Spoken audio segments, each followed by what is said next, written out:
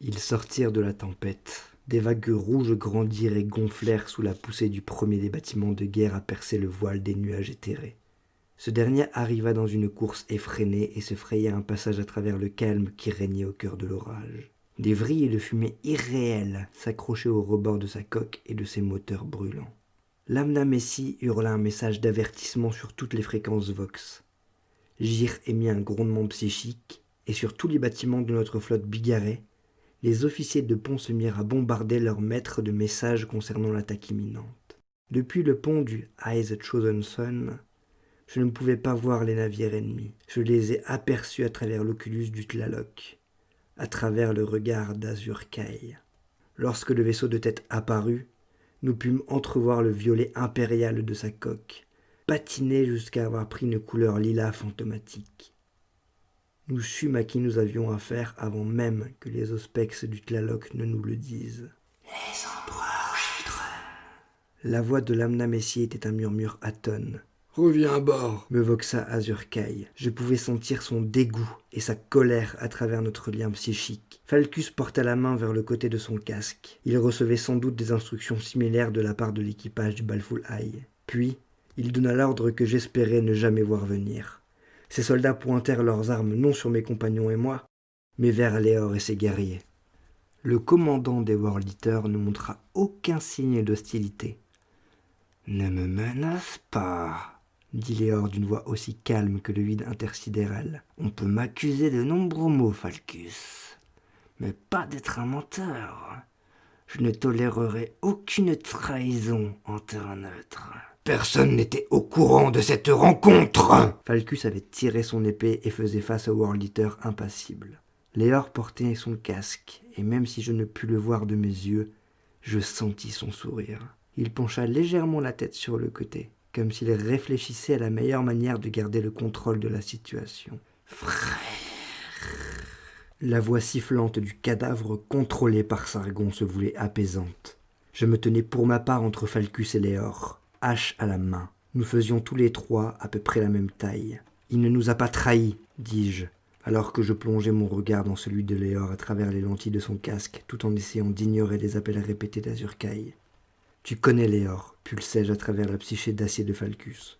Pourquoi te trahirait-il au chien de la 3e Légion? Il les méprise tout autant que toi, et d'autant plus, depuis Scalatrax. Baisse ton arme avant de t'aliéner l'un de tes derniers alliés. » Je sentis que cela ne serait peut-être pas suffisant. Être à la tête d'une bande de guerre demandait d'avoir un tempérament enflammé, mais aussi de savoir faire preuve de sang-froid. Malgré sa rage indignée, Falcus donna l'ordre à ses hommes de s'enfuir. Ce n'était pas une attitude digne, mais la situation ne leur laissait pas vraiment le choix. Même si les Sons of Horus se replièrent avec un ordre et une cohésion admirables, il s'agissait tout de même d'une retraite. L'absence de gravité facilita cependant leur manœuvre, alors qu'ils s'empressaient de rejoindre les hangars où les attendait leur navette. Sargon se mit debout, mais ne fit aucune tentative pour s'enfuir. Alors qu'il se le relevait, le cadavre du capitaine retomba doucement sur son trône de commandement. Quant à moi, je restai où j'étais, non pas par fierté, mais bien parce que j'avais une autre solution de fuite. « Venez avec moi, dis-je à Léor et Falcus, et vos hommes aussi. Vos vaisseaux seront détruits avant même que vous ne les atteigniez. Le Tlaloc se tient aux limites de la tempête, prêt à s'enfuir. »« Tu as un moyen de nous faire quitter ce vaisseau ?» demanda Léor. « Oui, une balise de téléportation capable de nous repérer, malgré la tempête ?» « Non. » Léor secoua la tête. « Alors épargne-moi tes énigmes, sorcier !» Il se tourna et se mit à courir en direction des larges portes menant vers la partie dorsale du bâtiment. Ses guerriers s'étaient déjà enfuis. « Falcus, commençai-je. Je te souhaite bonne fortune, Caillon. » Sur ces mots, il prit la suite de ses hommes, tout en tirant Sargon derrière lui par le rebord de son épaulière. Je les regardais s'enfuir en maudissant leurs bêtises. Dans mon oreillette, la voix d'Azur-Kai était sardonique. « Je ne comprends toujours pas pourquoi tu n'es pas à bord du vaisseau, Sécandur. Tu es au courant que ces idiots de la 3e Légion sont en train de lancer des navettes d'abordage, n'est-ce pas? Je ne devrais pas avoir à te dire ce genre de choses. » Une fois qu'il eut fini de me réprimander, il donna l'ordre à l'équipage de préparer le Tlaloc à replonger dans le warp aussitôt que possible. « Aurais-tu l'amabilité de te hâter ?» ajouta-t-il à mon intention. « Ouvre le conduit. » Je ne répondis pas. J'observai l'oculus à travers le lien psychique. Nos vaisseaux étaient en sous-nombre, et la flotte ennemie, Impatiente qu'elle était d'en finir, avait brisé sa formation pour venir se placer à portée d'armes énergétiques. Les premières salves de torpilles étaient déjà sur le point d'atteindre leur cible. À leur suite, l'Ospex indiquait les nombreuses navettes d'abordage se dirigeant vers nos forces. Et pas seulement vers nos vaisseaux, mais aussi vers la carcasse à la dérive du Ice Chosen Sun. Les premiers impacts étaient imminents. Nous avions 5 vaisseaux, 5 contre 7. Le navire amiral de Falcus, le Balfoul Eye, était un puissant croiseur de combat qui, dans sa jeunesse, avait été capable d'affronter n'importe quel adversaire. Mais cette époque était révolue depuis longtemps. Le Royal Spear était un chasseur, un tueur construit pour arpenter le vide intersidéral et abattre ses proies à longue distance. Même sans les nombreuses blessures qui ravageaient sa coque, il n'était pas fait pour résister à des engagements en courte portée tels que celui-ci. Quant au Rise of the Three Suns, le vaisseau le plus récent de la flotte de mon frère, il avait l'air d'une épave à qui personne n'aurait dit qu'elle n'était plus en état de naviguer. Le Jaws of the White Sound, dont le blindage était peint du rouge et du bronze de la 12e Légion, était déjà en train de se rapprocher du Ice Chosen Suns pour y récupérer Léor et ses guerriers. S'il rejoignait le combat, et je n'aurais pas parié là-dessus, il aurait pu affronter l'un des destroyers ou des bâtiments les plus modestes, mais aurait été quasiment impuissant face aux vaisseaux amiraux. 5 contre 7. Même à 1 contre 1, il nous aurait massacrés. Je m'apprêtais à lever ma hache pour ouvrir le conduit lorsque le Vox fut inondé de voix essayant de parler les unes par-dessus les autres, essentiellement un grand coup d'injure. Par les yeux d'Azurkai, je vis la raison de cette agitation. D'énormes silhouettes étaient en train d'émerger de derrière le couvert des nuages au bord de la tempête et se précipiter vers nous depuis toutes les directions. Nous ne nous battions plus simplement à 5 contre 7. Toute possibilité de s'échapper venait de disparaître, et je ne pouvais m'empêcher d'admirer la précision chirurgicale avec laquelle l'embuscade avait été tendue. Celui qui voulait nous voir mourir avait préparé notre exécution à la perfection. Le vaisseau de tête était un immense navire de guerre dont la proue était décorée d'un aigle impérial doré dont les ailes avaient été arrachées. Ce vaisseau à lui tout seul aurait été capable de mettre notre flotte en pièces. Le fait qu'il était à la tête d'une telle expédition ne laissait aucun doute sur leurs intentions. Ils ne prenaient même pas la peine de se tenir en formation de combat. Ils nous tenaient à la gorge, et ils le savaient. Une telle flotte était bien trop importante pour avoir été rassemblée dans le seul but de nous détruire. Elle faisait sans doute partie de l'armada qui avait dévasté Lupercarlios, et on lui avait confié pour mission d'en finir avec les Sons of Horus qui avaient survécu. « On nous hèle », me dit Azurkai, ou plutôt « on te hèle ». Je regardais la mort se rapprocher lentement sous la forme d'un immense vaisseau de guerre, suivi de près par ses cousins de moindre envergure. « Accepte », répondis-je. La voix distordue qui parla sur le Vox ne m'était pas familière. Je pouvais y sentir une certaine retenue et deviner un sourire sur le visage de celui qui parlait, comme s'il s'empêchait d'adopter un ton trop triomphant. Une telle maîtrise de soi était rare pour un membre de sa légion. Capitaine Iskandar Caillon du Tlaloc. Il utilisa le terme Kua Taruakei, qui signifie meneur d'âme, avec un accent prospérin parfait. J'avais toujours imaginé que je trouverais la mort sous les griffes d'un Fenricien, assoiffé de sang, et voilà que mon bourreau s'avérait être un érudit. Je suis Caillon, même si personne ne m'a appelé capitaine depuis bien longtemps. Les temps changent, n'est-ce pas? Le centurion Léorvin, capitaine Jaws of the White Hound, également connu sous le nom Point de Feu. Peut-il également m'entendre? Ne m'appelle pas Point de Feu, voxa immédiatement Léor. Il n'avait pas l'air en colère ni vexé, mais je savais cependant que ce n'était pas le cas. En arrière-plan de sa réponse, je pouvais entendre le servomoteur de son armure le propulser à travers les couloirs du vaisseau. Mon nom est Cadalus, de la 3e Légion, Sardar Cadalus.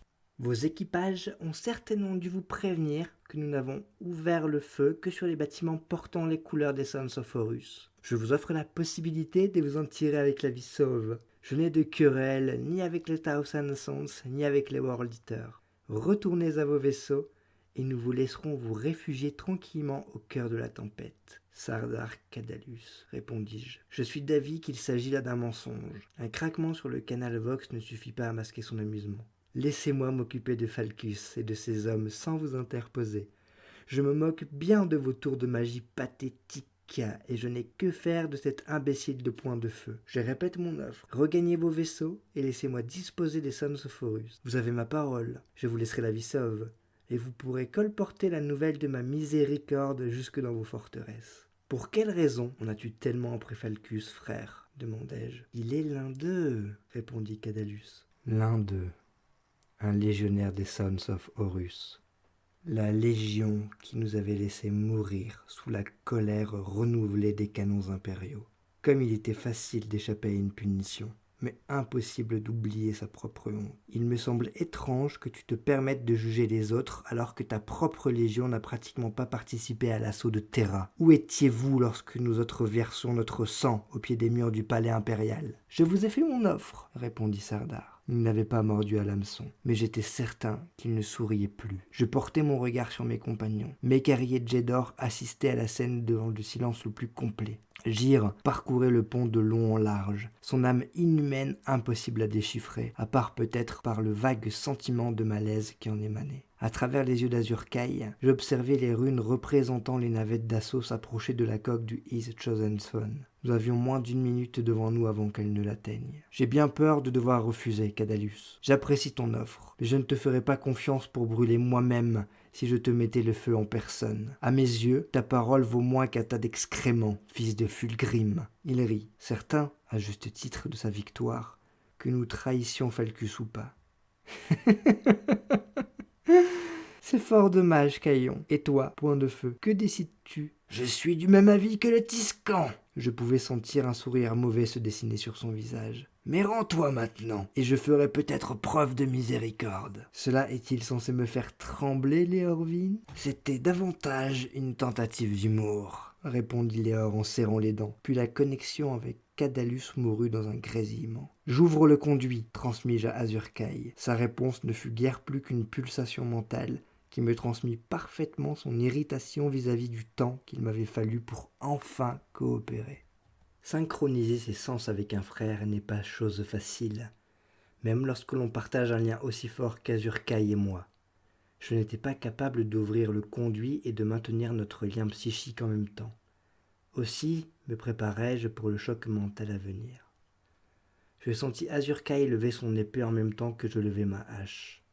Des centaines de kilomètres nous séparaient, mais je sentis l'unité de nos mouvements jusqu'à l'instant précis où nous nous arrêtâmes, l'âme tendue vers le ciel. Prêt, lui transmis-je. Prêt, pulsa-t-il au même instant. Mécari, Jedor, à moi. Mes frères morts vinrent se placer à mes côtés, Bolter prêt à faire feu. Gyr se mit à nous tourner autour tout en émettant un grognement psychique. Mes sens se détachèrent de ceux d'Azur-Kai, et un craquement semblable à celui d'un fouet se fit entendre malgré l'absence d'atmosphère. À l'aide de ma hache, je m'apprêtais à déchirer la réalité. Ma hache avait un nom. Toutes les armes devraient en avoir un. Elle s'appelait Saerne, ce qui signifie « vérité » dans plusieurs dialectes fenriciens, en particulier celui de la tribu d'Aïnir. Je portais Saerne depuis le sac de Prospero, lors duquel je l'avais arraché des mains d'un guerrier qui avait failli m'ôter la vie. À l'époque, je ne savais rien de lui, à part peut-être que ses yeux brûlaient de haine et que ses poings étaient des armes mortelles. De nombreuses légions avaient leur tradition ancrée dans la simplicité brutale des cultures primitives de Terra, qu'il s'agisse de tribus de l'âge de la pierre, ou bien de clans de l'âge du bronze ou du fer.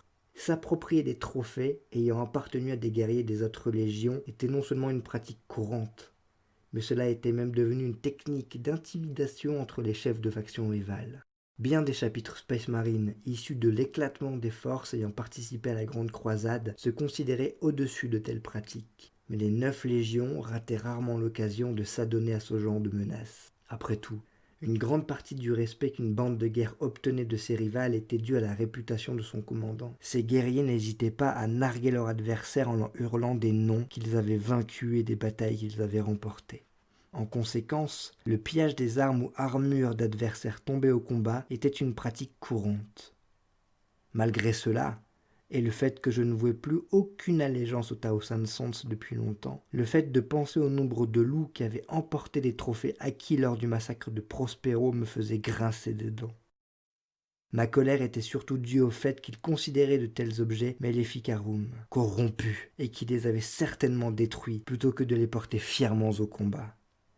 Au moins, Brandir les armes de ses ennemis vaincus témoigne d'un certain respect. Je ne maniais pas Cerne depuis tant d'années parce que je méprisais ses créateurs, mais parce qu'il s'agissait d'une lame magnifiquement forgée et sur laquelle je pouvais compter. M'en débarrasser aurait été bien plus insultant. Le manche de sa herne était aussi long que mon bras, et recouvert de runes gravées à l'acide dans un dialecte fenricien du nom de Tarka. Ces runes comptaient l'ascension du premier porteur de l'arme jusqu'au rang de champion des loups, et ses nombreuses victoires contre ses ennemis, qu'ils soient Xénos, traître ou rebelle de l'époque de la Grande Croisade. J'avais mis fin à cette saga lorsque j'avais arraché l'arme des mains du cadavre de son propriétaire. Dans les années qui avaient suivi, j'avais fait modifier le manche et l'avais fait incruster d'éclats d'un cristal noir aux propriétés psychiques issues d'un monde situé au cœur de l'œil. Ces derniers couraient comme des veines le long de l'arme. Leur utilité première était de m'aider à canaliser mes talents de psyker. Mais ils avaient aussi la faculté de réagir de manière hostile si une autre personne que moi touchait la poignée. La hache elle-même était lourde et munie d'une lame à simple tranchant en forme d'un croissant de lune. Une tête de loup doré décorait la partie près du rebord aiguisé, et lorsque le champ énergétique était activé, des éclairs bleus jouaient sur ses traits sauvages et semblaient lui infuser une vie propre. Je possédais d'autres armes, bolters, pistolets, lames, et même une lance ayant appartenu à un sorcier Eldar. Mais je chérissais Cerne plus que n'importe quelle arme. Alors que j'abaissai la hache, les cristaux noirs chantèrent leur mélodie d'activation. La lame trancha les réalités, bien que rien n'eût permis de s'en rendre compte. Il n'y eut ni explosion d'énergie, ni hurlement d'âme damnée. Mais l'ouverture était pourtant bien réelle, et je pus sentir des présences lointaines de l'autre côté, leurs fins profanes, leurs besoins acides. Elles restèrent silencieuses cependant, guettant une chance de pouvoir s'échapper. Je me saisis du rebord de la déchirure, tous mes sens aux aguets, et ouvris la blessure en grand. De l'autre côté, il n'y avait rien qu'un noir absolu et aveuglant. Les 5 sens des mortels ne pouvaient pas percevoir ce qui se trouvait là derrière. Je sentis la fin lointaine se rapprocher dangereusement. Quelque part de l'autre côté, Azur-Kai attendait, l'épée à la main, près de l'ouverture jumelle qu'il avait pratiquée sur le pont du Tlaloc. Les Jamenés jaillirent des 2 ouvertures au même instant, et mon frère et moi nous lançâmes au combat.